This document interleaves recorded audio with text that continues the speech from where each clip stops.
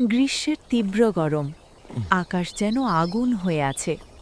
কিন্তু এই আম বাগানে পা রাখতেই মনে হয় সময় যেন থেমে গেছে। গাছের ঘন ছায়ায় বসলে শরীরটা আস্তে আস্তে জুড়িয়ে যায়। পাকা আমের মিষ্টি গন্ধ বাতাসে ভেসে বেড়াচ্ছে। একটা পাকা আম হাতে নিয়ে দেখি, এত সোনালি, এত নরম, এত মিষ্টি।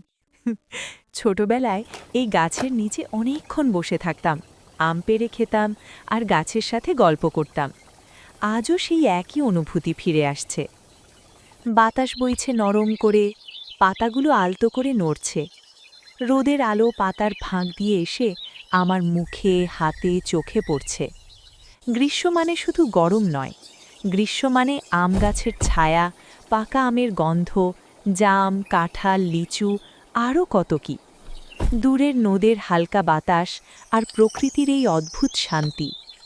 এই গ্রীষ্মের তীব্রতা, এই গাছের ঘন ছায়া, এই আমের মিষ্টি সুবাস, এই শান্ত মুহূর্ত, সবকিছুর জন্য আমি আমার স্রষ্টার কাছে অসীম কৃতজ্ঞ।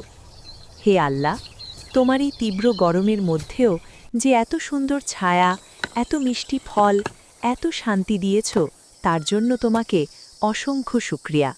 আল্লাহুম্মা লাকাল হামদ।